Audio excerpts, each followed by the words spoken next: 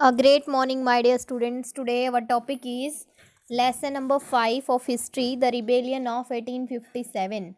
1857 के रिबेलियन के बारे में हम पढ़ रहे थे और आज हम जो है यहाँ पे द रिबेलियन ऑफ 1857 इवेंट्स आज हम ये रीड करेंगे। कल हमने जो है इससे पीछे वाला सारा रीड कर लिया था, तो देखिएगा बच्चों इसमें क्या है।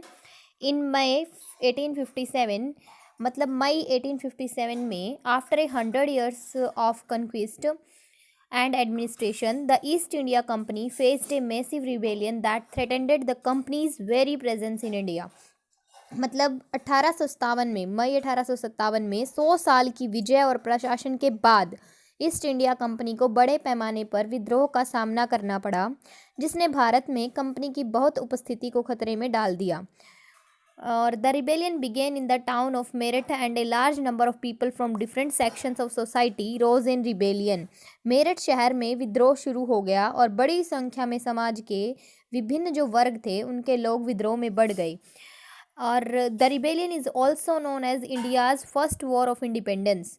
इस विद्रोह को जो है भारत की आज़ादी के पहले युद्ध, भारतीय विद्रोह, ठीक है, the Indian mutiny, the revolt of 1857 and the sepoy mutiny. तो कहता है कि ये जो विद्रोह था ना, वो विद्रोह भारत की आज़ादी के पहले का युद्ध, भारतीय विद्रोह 1857 के विद्रोह और सिपाही विद्रोह के रूप में भी जाना जाता है। देखिए कितने नाम है इसके। आज़ादी के पहले का युद्ध, भारतीय विद्रोह, 1857 का विद्रोह, सिपाही विद्रोह, इन सभी नामों से ये जाना जाता है। अब आगे देखिए मंगल पांडे जी कौन थे। उन्होंने बहुत ही एक अहम भूमिका निभाई थी इन विद्रोह में। तो जो मंगल पांडे देखिए कौन है। सबसे पहले Mangal Pandey on February 26, 1857 the 19th Bengal native infantry BNI Bengal native infantry came to know about new cartridges which had a casing made of cow and pig fat which had to be bitten off by mouth। 26 फरवरी 1857 को 19वीं Bengal native infantry BNI को नए कारतूस के बारे में पता चला, जिसमें गाय और सुअर की चर्बी से बना आवरण था, जिसे मेरे मुंह से काटना था। मतलब वो मंगल पांडे को अपने मुंह से काटना था उसे, और उनको पता चला कि ये तो गाय और सुअर की चर्बी से बना हुआ है और मेरे मुंह से इसे काटना पड़ेगा मुझे, ठीक है। The cow being sacred to Hindus and pig abhorrent to Muslims, soldier refuse to use them. मतलब गाय हिंदुओं के लिए पवित्र और मुसलमानों के लिए सुअर पालन, सैनिकों ने उन्हें इस्तेमाल करने से इनकार कर दिया। सैनिकों ने कहा कि तुम मत इसका यूज़ करना, क्योंकि ये सुअर और गाय की चर्बी से बना हुआ है और गाय हमारी पूजनीय है हिंदू धर्म में। Their colonial confronts them angrily with artillery and cavalry but then accepted the demand to withdraw the artillery and cancel the next morning parade. तो कहता है कि जो है गाय हिंदुओं के लिए तो पवित्र थी, मुसलमानों के लिए सुअर पाले जाते थे वहाँ पे। सैनिकों ने उन्हें इस्तेमाल करने से इनकार कर दिया था उन्हें कि तुम इसका यूज़ मत करना, इस बॉम्ब का या फिर कारतूस का।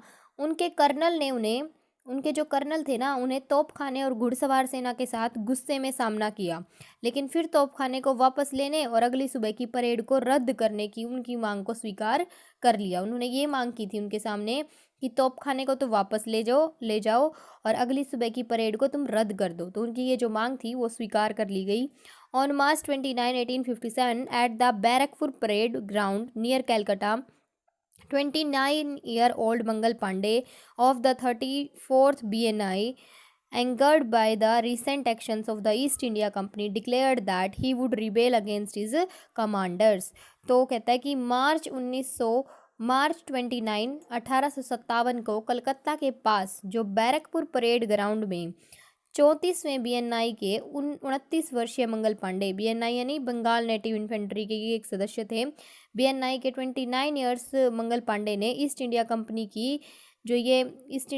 की जो हालिया कार्रवाई थी उनसे नाराज होकर घोषणा की कि वो अपने कमांडरों के खिलाफ विद्रोह कर देंगे, ठीक है। व्हेन हिज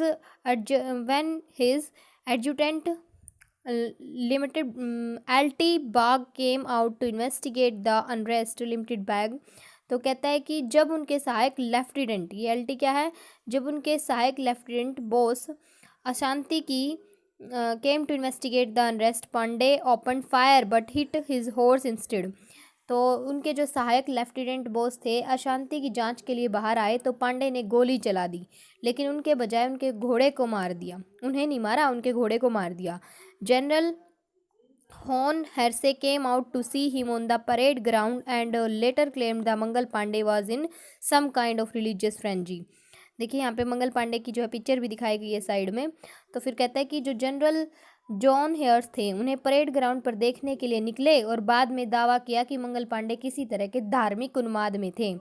मतलब बच्चों उन्होंने क्या किया था, मंगल पांडे जी ने, उनका जो सहायक लेफ्टिनेंट था ना उसने कहा था कि मैं कमांडर्स के खिलाफ विद्रोह कर दूंगा. तो उन्होंने अपने सहायक लेफ्टिनेंट बोस अशांति की जांच के लिए बाहर आए थे वो, तो उन्हें मंगल पांडे जी ने गोली चला दी थी और वो गोली जो उनके घोड़े के जाके लगी थी.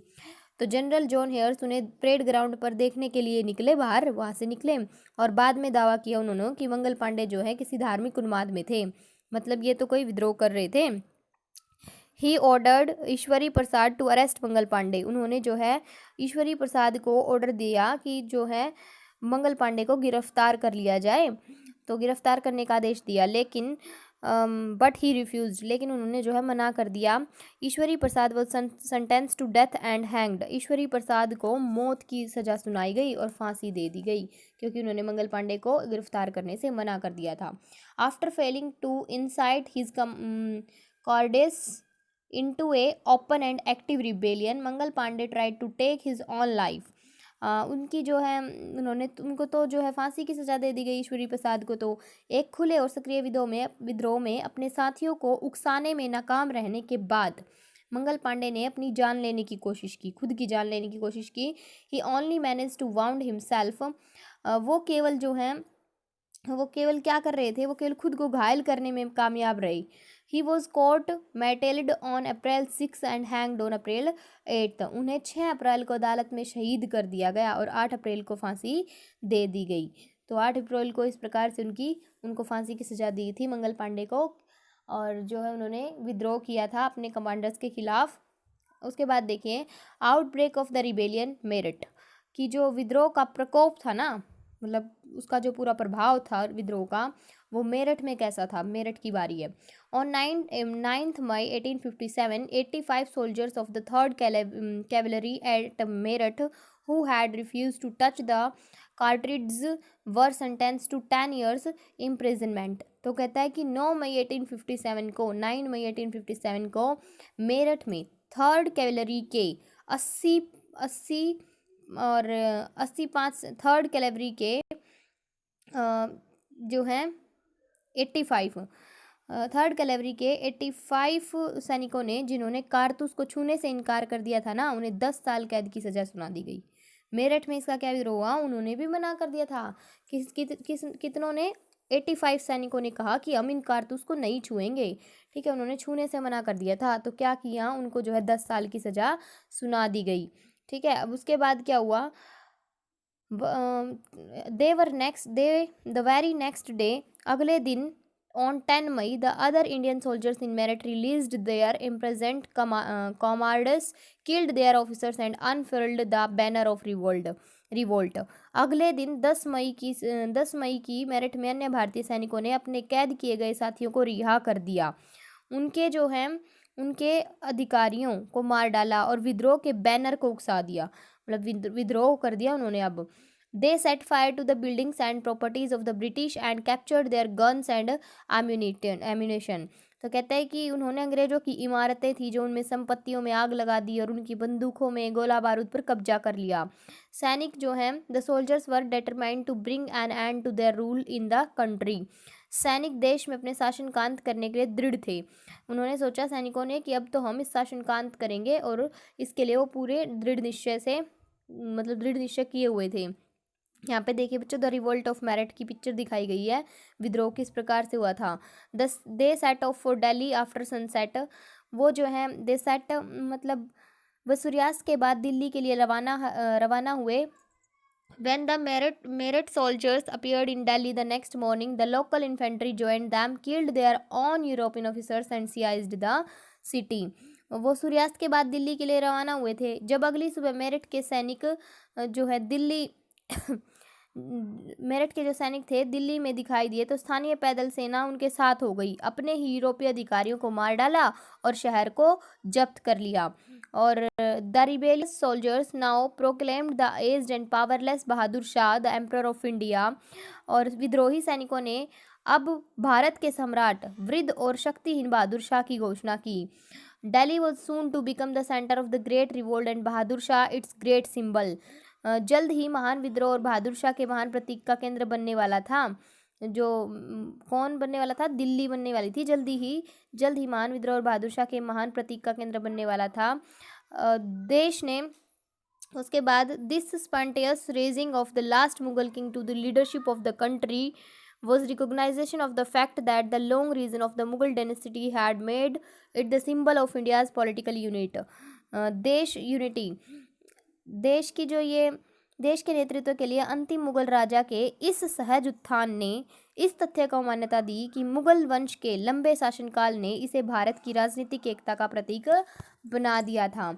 मतलब बच्चों याद है ना, हमने पीछे क्या पढ़ा था कि जो बहादुर शाह जफर थे उनको ये घोषित कर दिया गया था, उनको जो है दिल्ली में बंद कर दिया गया था और ये भी घोषित कर दिया गया था ब्रिटिशर्स ने कि अब जो है बिल्कुल भी इसके बाद जो है किसी का भी मुगल शासन में कोई भी उत्तराधिकारी नहीं होगा। और यही जो है अंतिम उत्तराधिकारी थे और इनको भी नज़रबंद कैद कर दिया था उन्हें भी।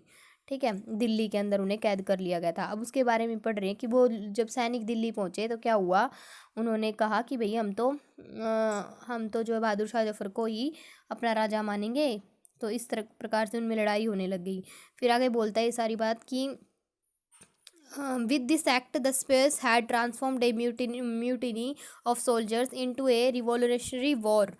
तो इस एक्ट के साथ, इस अधिनियम के साथ सिपाहियों ने सैनिकों के एक विद्रोह को एक क्रांतिकारी युद्ध में बदल दिया था।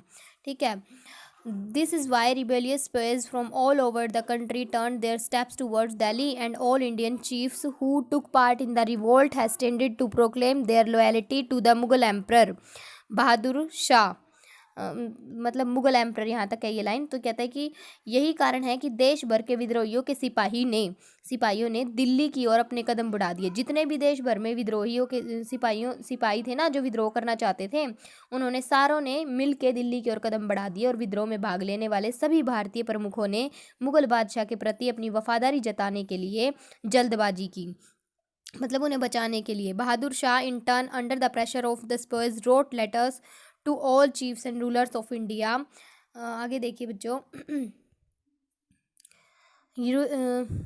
urging them to organize a confederacy of Indian states to fight and replace the British regime। तो कहता है कि अब वो सारे के सारे जो मतलब सैनिक थे वो विद्रोह के लिए आगे बढ़ दिए वफादारी जताने के लिए कि हम बहादुर शाह जफर को मानेंगे। बहादुर शाह बदले में सिपाहियों के दबाव में भारत के सभी प्रमुखों को शासकों को पत्र लिखा बहादुर शाह जफर ने और उनसे आग्रह किया कि वो ब्रिटिश शासन से लड़ने और बदलने के लिए भारतीय राज्यों की एक संघीय व्यवस्था का आयोजन करें।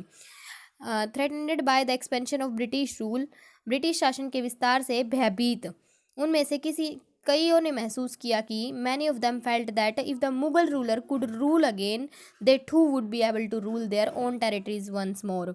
तो कहता है ब्रिटिश शासन के विस्तार से भयभीत थे सारे, तो उनमें से कईयों ने महसूस किया कि यदि मुगल शासक फिर से शासन कर सकते हैं तो वे भी एक बार फिर अपने स्वयं के प्रदेशों पर जो है शासन कर सकेंगे।